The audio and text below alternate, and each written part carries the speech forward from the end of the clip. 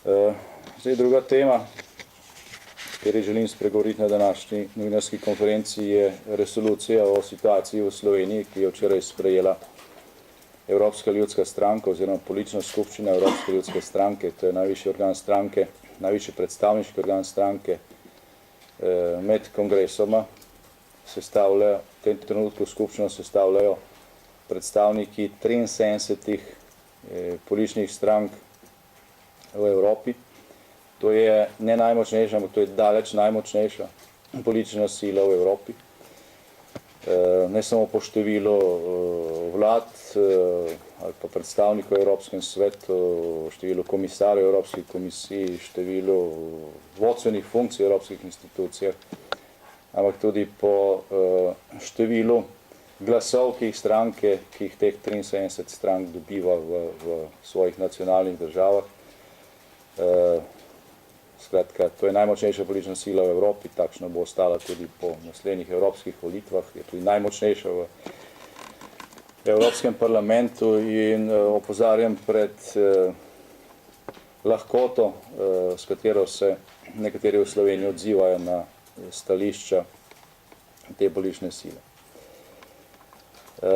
Najprej bi rad pojasnil eno postopkovno zmedo, ki je zavedla tudi predsednika Slovenske ljudske stranke.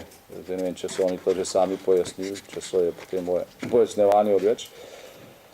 Če pa niso, pa mogoče ne bo odveč, kajti gospod Bogovič je včeraj govoril o resoluciji, ki na tej skupščini sploh ni bila obravnavana.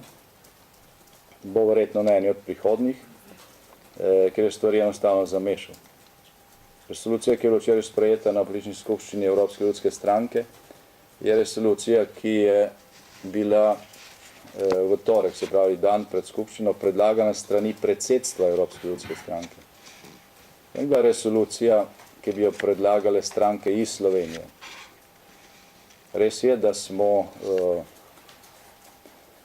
je sicer, da smo skušali v okviru 3 članic Evropske ljudske stranke iz Slovenije uskladiti neko bolj splošno resolucijo vezano na čas v državi pred evropskimi volitvami naslednje leto. In res je, da je bila Evropska ljudska stranka, Slovenska ljudska stranka povabljena k oblikovanju te resolucije in je to povabilo odklonila. Tako da smo na tem sodelovali samo z Novo Slovenijo in tekst tudi uskladili. Vendar pa ta resolucija na tej skupščini Evropske ljudske stranke sploh ni bila na dnevnem redu, ni bila obravnavana. To je pač resolucija, ki bo verjetno na dnevnem redu enkrat prihodnje. In na to resolucijo misli gospod Bogovič, ki je včeraj dejal, da so bili povabljeni k sodelovanju, pa da so to sodelovanje odklonili. Resolucija, ki je bila prejeta včeraj, je bila predlagana, kot že rečeno, v torek strani predsedstva Evropske ljudske stranke. Predsedstvu Evropske ljudske stranke pa je to resolucijo predlagala skupina, ki je izvedla raziskovalno misijo v Sloveniji poleti letos. In na podlagi tega poročila pač pripravila nek predlog, ki ga je predsedstvo verjetno dopolnilo, pač to je razprave tam ne poznamo, je pa besedilo takšno, kot je bilo predlagano strani predsedstva, potem skupščina tudi sprejela. Torej, predlagatelj ni ne SDS, ne Nova Slovenija, ne Slovenska ljudska stranka, niti poznali smo tega teksta do torka, ko je pač prišel na mizo. Predlagatelj je predsedstvo Evropske ljudske stranke, predlog pa je nastal na podlagi te fact-finding mission, ki je bila v Slovenijo poslana poleti. Toliko v izogib nekim proceduralnim oziroma formalnim zapletom, ki so včeraj nastajali in so zavedli očitno tudi predsednika Slovenske ljudske stranke. Ne vem, kako tam poteka komunikacija. Njihov predstavnik je sodeloval na seji politične skupščine, je razpravljal, je to resolucijo podprl, je glasoval za njo, ker je bilo glasovanje pač tehnično izvedeno. Predlagal celo njeno širitev. V tem smislu, da bi se obravnavale tudi stranke, ki nastajajo nekaj tednov pred volitvami iz nekdanjih komunističnih sil, ta popravek ni bil sprejet, oziroma ta dopolnitev ni bila sprejeta, ker je pač predsedstvo vztrajalo na tekstu, kot je bil predlagan. In še enkrat poudarjam, tekst resolucija je sprejeta soglasno, nihče ni glasoval proti, nihče se ni vzdržal, kar je zelo redek primer v tako veliki družini, kot je to Evropska ljudska stranka. Vrsto drugih odločitev smo sprejeli, volili predsednika, nobena od teh odločitev ni bila sprejeta soglasno, razen resolucija o Sloveniji. Ta resolucija govori o Sloveniji, govori pa tudi o situaciji v tranzicijskih državah širše, oziroma v državah, ki bi morali izvesti tranzicijo, pa nekatere so to uspešno naredile, nekatere niso. Z tega vidika je ta resolucija širša. Osnova za ta širši del te resolucije, oziroma za te širše poudarke te resolucije, je resolucija številka 1096 Parlamentarne skupščine Sveta Evrope, ki je bila sprejeta pred 17 leti na Svetu Evrope in govori o tem, kako naj bi se tranzicija v nekdanjih komunističnih državah izvedla in kakšne bodo posledice, če se v kakšni od teh držav to ne naredi. Danes je znano, kot že rečeno, kje je tranzicija uspela, kje ni uspela, kje je na pol poti, kje je rekel, manj kot na tej točki. In že je Slovenija med državami, kjer to ni uspelo. In to je bil tudi en glavnih razlogov, da je bila takšna resolucija predlagana najprej za Slovenijo, ni pa to zadnja te vrste. Razprava je pač pokazala, da za stanje v nekaterih državah, članicah Evropske unije, ki je krizno, tako v smislu gospodarstva, kot tudi nestabilnih političnih situacij, zlorabe pravosodja in ostalih državnih institucij za politične obračune. Skratka, razprava je pokazala, da je v nekaterih državah problem velik in da razlogi za takšno stanje niso samo v gospodarski krizi, pa v gospodarskih težavah, ampak da so enostavno v propadli ali nedokončani tranziciji, obstoju monopolov v klientelističnih povezavah med monopoli v neprivatiziranem delu gospodarstva, bank, medijih, sodstvu, državnih in paradržavnih institucijah in obstoju mreži, ki so pod krinko navidezne demokracije takšne monopole več ali manj obvladovale ves čas tako imenovane tranzicije, tokrat v narekovajih. Tako da v bistvu se je razprava o teh temeljnih vzrokih za neveselo stanje v nekaterih državah članicah Evropske unije šele začela. Se bo nadaljevala, to je tema, ki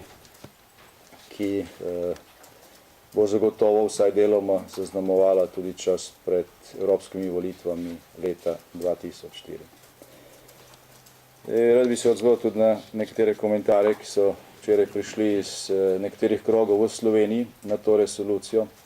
Najprej nekaj glede faktičnih dejstev oziroma glede neznanja in nepoznavanja nekaterih zadev, ki ve iz teh komentarjev. Naravnost presenetljivo je, da ljudje, pravni eksperti, tudi ključni ljudje v Evropski uniji bolj poznajo nekatere formalne okoliščine v Sloveniji, kot pa ljudje iz nekaterih vladnih strank. Tako recimo je predstavnica Pozitivne Slovenije včeraj ker se to vidi na posnetku, dejala, da so si v Evropski ljudski stranki izmislili 3-mesečni rok, v katerem naj bi se zadeve v Sloveniji reševale na višjih sodiščih. Tukaj je sklep vlade z dne 5.6.2013, ki ga imate tudi na vladni spletni strani. S tem sklepom je vlada potrdila akt, ki se imenuje Zaveza državljanom, in s tem aktom je predsednica vlade, minister za pravosodje in predsednik Vrhovnega sodišča podpisal zavezo državljanom o tem, kako bodo v prihodnje potekali sodni postopki, kar se tiče rokov. In na strani 10, točka 1.1.6, ta zaveza pravi takole: višja sodišča bodo pritožbo v vseh vrstah zadev rešila povprečno v 3 mesecih. Torej, politična skupščina Evropske ljudske stranke ne zahteva nič drugega kot to, da se ta povprečni rok reševanja sodnih zadev na višjih sodiščih v vseh vrstah obravnav iz zaveze med vlado in Vrhovnim sodiščem upošteva tudi v tem primeru.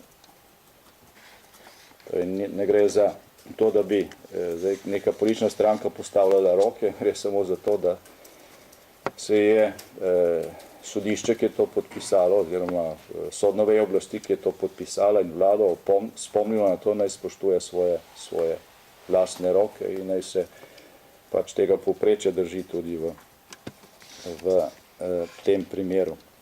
Kar se tiče očitkov, da je ta resolucija pritisk na sodno vejo oblasti, vas sprašujem, kako je mogoče stavek, da se pričakuje nepristransko in pošteno sojenje, razglasiti za pritisk.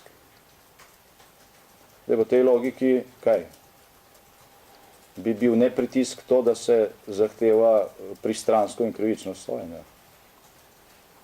Tako je treba biti malo previden pri teh komentarjih. Seveda, iz te resolucije, čeprav je to mogoče manj v ospredju, veje tudi resna zaskrbljenost nad stanjem v Sloveniji. Ob robu politične skupščine je potekala tudi gospodarska konferenca na temo izdaje publikacije Centra za evropske študije z naslovom Od reform k gospodarski rasti. In v tej publikaciji so objavljene reformne in protikrizne izkušnje večine evropskih držav. Slovenije žal v tej publikaciji ni. Mislim, da smo eni od 3-4 držav, ki tam manjkamo, ker ne vem, kakšen je razlog, no, ampak z te publikacije jasno izhaja, za tiste, ki poznajo tudi slovenske razmere, kje je v tem trenutku Slovenija na poti izhoda iz gospodarske krize v primerjavi z praktično vsemi ostalimi državami članicami Evropske unije. To publikacijo močno priporočam v branje in podlago za neko primerjavo.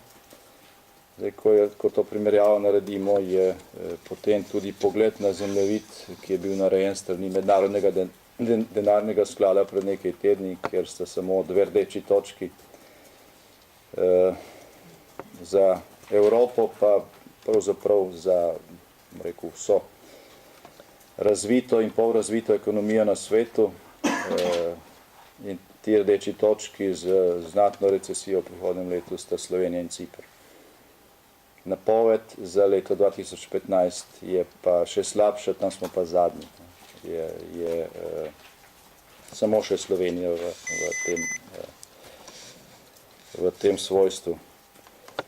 Torej, eno je poslušati obljube, kako je vse v redu, kako bo že jutri bolj in tako naprej, to je lažje slišati, na tem je lažje govoriti, za politiko in politika še posebej, vendar pa to na koncu zelo malo koristi. Slovenija bo potegnilo iz krize samo dvoje. Prvič, če bomo ta opozorila, ki so vsebovana tudi v resoluciji Evropske ljudske stranke, vzeli resno. In drugič, če se bomo znali soočiti tudi z realnostjo, ki ni obetajoča za bližnjo prihodnost. Naslednje leto, ki prihaja, bo na podlagi vseh teh ocen in napovedi za Slovenijo verjetno ne najtežje, ampak daleč najtežje v naši zgodovini, tako glede makroekonomskih kazalcev, kot tudi glede realnega pada standarda. Na voljo je še vedno pač nekaj nekoliko lažjih poti, da s tem soočimo. Na voljo je tudi določena količina cenejšega denarja kot pomoč pri soočanju z to krizo. Naš predlog je, da država to izkoristi, da ne kriči tako kot pred desetletji, kako se zmoremo sami in kako smo najmočnejši in kako bo socializem kot svetovni proces zmagal. Skratka, treba se je soočiti z realnostjo in sprejeti ukrepe, ki bodo pač v tej situaciji prinesli tudi dolgoročne rezultate, ki vsega bremena krize ne bodo preložili na prihodnje generacije in ki bodo nenazadnje doživeli tudi neko podporo večine prebivalstva, kar je v tem primeru najbrž najtežje. Slovenija je bila doslej nekajkrat na dobri poti, zaradi tega nas tudi večino znanega okolja marsikje še vedno prepoznava kot zgodbo o uspehu ali pa kot vsaj nekdanjo zgodbo o uspehu. Tudi v kriznem času smo že imeli obdobja, ko se je luč na koncu tunela že kazala, ampak smo te priložnosti zapravili. Vedno, ko smo bili nekje, po mojem mnenju, na pravi poti, so bili protesti proti ukrepom, ki smo jih izvajali, silni, ne samo na ulicah, tudi v slovenskih medijih. Vedno, ko se je pa prodajalo rožice in sadilo neke nerealne obljube, govorilo o tem, kako se zmoremo sami. Je pa potem prišel račun, ki je bil za davkoplačevalce bistveno večji, ampak kakšnih protestov proti temu pa ni bilo. Pač v naslednjih mesecih je priložnost za državo in državljane, da se vsi skupaj streznimo. Tudi skupaj preko klasičnih delitev, ki so v slovenskem političnem prostoru, dosežemo nek dogovor o nekaterih nujnih ukrepih, predvsem pa skupaj presejemo to dilemo, ali sprejeti cenejši denar za reševanje bank, ali se drago zadolževati, bodi si doma z prodajo zakladnih menic, bodi si v tujini z prodajo obveznic po dragih obrestih. Ker je to odločitev, ki bo pomembna ne samo za prihodnje generacije, ki bodo večinoma ta denar vračale, ampak tudi za sedanjo aktivno generacijo. Od tega, katero pot bomo tukaj izbrali, bo v veliki meri odvisno, kakšen bo standard v prihodnjih letih oziroma koliko manj slabši bo ta standard v prihodnjih letih. Zaradi tega, ker je to v tem trenutku ključna, če hočete, razvojna dilema, sem tudi predlagal v odgovoru na vabilo predsednika države na sestanek parlamentarnih strank, da ta gremi obravnava in se opredeli do te dileme, da se zaprosi vlado, da predstavi izračune za obe varianti, se pravi, koliko bomo prihodnje plačevali za to, če si sposobimo drag denar, kakšen delež proračuna bodo tam do leta 2030 potem predstavljale obresti za takšen denar in seveda kakšna alternativa, če zaprosimo za pomoč iz ESM mehanizma za reševanje bančnega sistema. Zdaj na oko se to da izračunati, ker je to zelo preprost račun, ampak tukaj so tudi posredne posledice. Vpliv na padanje bonitetnih ocen države v enem in drugem primeru, to ne prizadene samo cene denarja, ko se zadolžuje država, to prizadene oziroma to vpliva na ceno denarja pri zadolževanju komercialnih finančnih institucij, gospodarstva, ne nazadnje, in ima to bistveno širše posledice kot samo ti odstotki, ki se neposredno vidijo v proračunu.